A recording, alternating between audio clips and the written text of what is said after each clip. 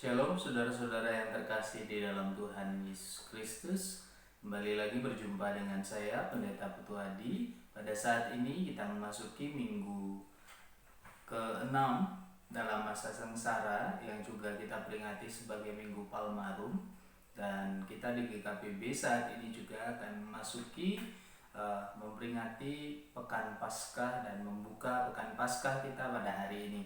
Karena itu sebelum kita akan mulai pembacaan firman Tuhan dan perenungan pada saat ini, mari bersama-sama kita mohon pertolongan Tuhan, kita berdoa. Mari kita satukan hati, kita berdoa. Allah Bapa kami, Sang Khalik langit dan bumi, kami mengucap syukur dan berterima kasih untuk hari ini.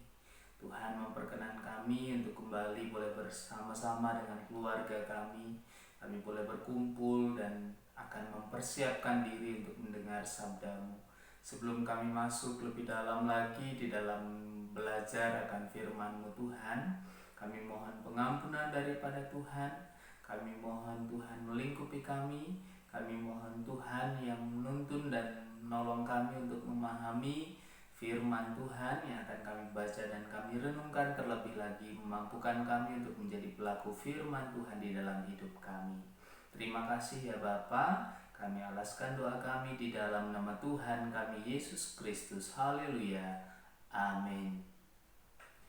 Saudara-saudara yang terkasih di dalam Tuhan Yesus Kristus, pada hari ini kita akan bersama-sama membaca firman Tuhan yang terambil dari kitab Injil Markus pasalnya yang ke-14. Injil Markus pasalnya yang ke-14, kita akan membaca bersama-sama dari ayatnya yang ke-3 sampai ayatnya yang ke-9. Dalam perikop ini diberikan judul Yesus diurapi. Saya akan membacakan bagi kita sekalian, demikian firman Tuhan. Ketika Yesus berada di Betania, di rumah Simon si Kusta, dan sedang duduk makan, datanglah seorang perempuan membawa suatu buli-buli pualam berisi minyak narwastu murni yang mahal harganya. Setelah dipecahkannya leher buli-buli itu, dicurahkannya minyak itu ke atas kepala Yesus. Ada orang yang menjadi gusar dan berkata seorang kepada yang lain, "Untuk apa pemborosan minyak narwastu ini? Sebab minyak ini dapat dijual 300 dinar lebih dan uangnya dapat diberikan kepada orang-orang miskin." Lalu mereka memarahi perempuan itu. Tetapi Yesus berkata, "Biarkanlah dia. Mengapa kamu menyusahkan dia? Ia telah melakukan suatu perbuatan yang baik padaku. Karena orang-orang miskin selalu ada padamu dan kamu dapat menolong mereka bila mana kamu menghendakinya, tetapi aku tidak akan selalu bersama-sama dengan kamu. Ia telah melakukan apa yang dapat dilakukannya. Tubuhku telah diminyakinya sebagai persiapan untuk penguburanku. Aku berkata kepadamu, sesungguhnya di mana saja Injil diberitakan di seluruh dunia, apa yang dilakukannya ini akan disebut juga untuk mengingat dia." Demikian pembacaan firman Tuhan. Berbahagia bagi setiap kita yang dengan setia tidak hanya membaca merenungkan firman Tuhan, tetapi melakukan firman Tuhan di dalam hidup kita dengan setia. Haleluya, amin. Saudara-saudara yang terkasih di dalam Tuhan kita Yesus Kristus, dalam pekan ini kita bersama-sama memperingati Minggu Palmarum, yang artinya kita juga bersama bisa mengingat dan mengetahui bagaimana perjalanan Yesus ketika memasuki Yerusalem. Ketika Tuhan Yesus dieluk-elukan dan disambut dengan luar biasa, ketika Yesus masuk ke kota yang dimana Tuhan Yesus disambut dengan palmarum, bahkan Tuhan Yesus menaiki keledai jantan muda pada waktu itu. Kita mengingat bagaimana perjalanan yang luar biasa di awal ketika Yesus masuk ke kota Yerusalem.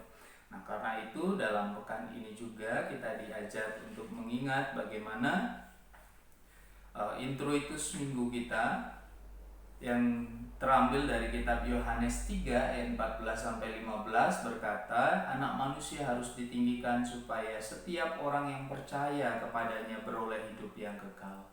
Kembali lagi dalam bacaan firman Tuhan pada hari ini, Hal pertama yang kita dapat pelajari bersama adalah setiap orang yang percaya pasti memperoleh hidup yang kekal.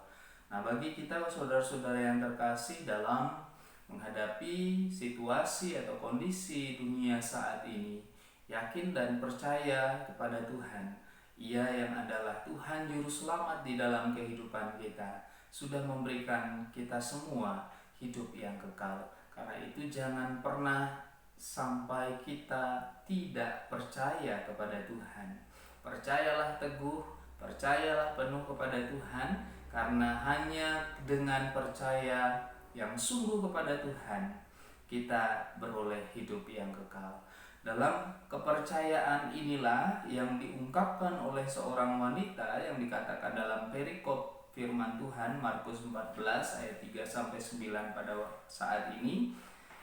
Kita bisa melihat bagaimana iman dari seorang perempuan yang telah diselamatkan begitu luar biasa, sehingga pemberian minyak narwastu yang tidak terbilang harganya, yakni sangat mahal pada waktu itu menjadi suatu persembahan yang luar biasa yang dipakai untuk membasuh kaki Yesus, bahkan menyekanya dengan minyak narwastu dan menyekanya dengan rambutnya. Karena itu saudara-saudara yang terkasih, Tuhan Yesus pada saat ini ingin mengajak kita, kepercayaan kita haruslah diungkapkan dengan senantiasa memberikan yang terbaik kepada Tuhan.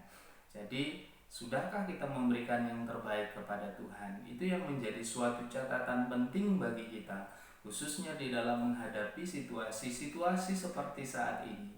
Sudahkah kita memberikan yang terbaik untuk Tuhan? Sudahkah kita memberikan yang terbaik untuk keluarga, untuk orang-orang terdekat di dalam kehidupan kita? Sudahkah kita memberikan yang terbaik bagi sesama kita? Sudahkah kita memberikan yang terbaik bagi gereja kita? Karena itu mari kita kembali bersama-sama bergandengan tangan, kita bersama-sama mengaminkan firman Tuhan dan yakin teguh percaya kepada Tuhan bahwa kita adalah orang-orang yang telah menerima hidup yang kekal. Saudara-saudara yang terkasih, ada dua hal dan dua tipikal yang kembali bisa kita jumpai dalam pembacaan firman Tuhan pada saat ini. Yakni yang pertama adalah sosok wanita yang dengan kerelaan hatinya, karena keyakinan dan kepercayaannya, ia mau memberikan yang terbaik untuk Tuhan.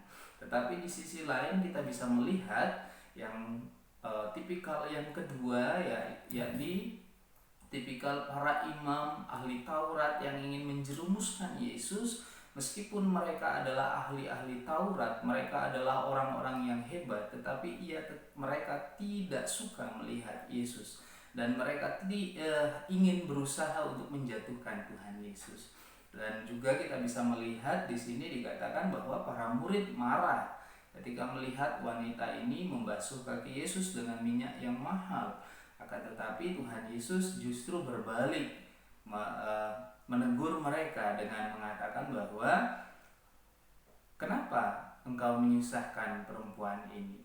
Jadi saudara-saudaraku, terkadang berlaku baik, berbuat baik itu tidak selamanya menyenangkan bagi orang lain. Karena meski demikian pembela kita adalah Tuhan Yesus. Meski demikian pembela kita adalah Tuhan Yesus Kristus. Karena itu jangan pernah takut, jangan pernah ragu untuk tetap setia dalam kepercayaan kita melakukan dan mempersembahkan yang terbaik untuk Tuhan. Dan yang dikatakan di sini, penekanan yang dilakukan, yang disampaikan Tuhan Yesus adalah ketika engkau memikirkan orang-orang miskin, maka engkau dapat menolong mereka jika engkau menghendaki untuk melakukannya. Nah, yang terakhir adalah mari sebagai orang-orang percaya kita tidak mau menjadi bagian untuk menjadi batu sandungan, tetapi biarkanlah kehidupan kita mampu menjadi penolong bagi sesama kita, khususnya orang-orang yang benar-benar membutuhkan kita. Di masa-masa saat ini, waktu yang tepat untuk kita bersama-sama bergandengan tangan dan menunjukkan dan menunjukkan bahwa kita mampu memberikan persembahan yang terbaik bagi hormat kemuliaan nama Tuhan. Demikian renungan yang bisa kita dapatkan pada saat ini. Pesan firman Tuhan jelas bagi kita. Yang pertama, percaya penuh kepada Tuhan. Yang kedua adalah berikan yang terbaik sebagai bentuk kepercayaan kita. Yang ketiga, jangan menjadi batu sandungan, dan mari tetap melayani orang-orang yang memerlukan pertolongan kehidupan kita. Tuhan Yesus memberkati kita. Selamat memasuki Minggu Palmarum dan menyambut Pekan Paskah. Tuhan Yesus memberkati kita sekalian. Amin. Mari kita berdoa. Ya Bapa, kami mengucap syukur dan berterima kasih untuk firman-Mu pada saat ini. Ampuni kami Tuhan apabila terselip salah dan dosa di dalam kehidupan kami melalui tutur kata, tingkah laku, perbuatan kami. Ampuni kami Tuhan. Dan saat ini ya Bapa, kami mau menjadi pelaku-pelaku firman Tuhan di dalam hidup kami. Pakailah kami, layakkan kami untuk tetap setia, percaya penuh kepada Tuhan, memberikan yang terbaik kepada Tuhan, dan tetap setia menjadi penolong-penolong bagi sesama kami, seperti yang Tuhan mau untuk kami lakukan. Hanya di dalam nama Tuhan kami Yesus Kristus kami berdoa dan mengucap syukur. Haleluya. Amin. Saya Pendeta Putu Hadi. Terima kasih. Tuhan Yesus memberkati. Damai di hati.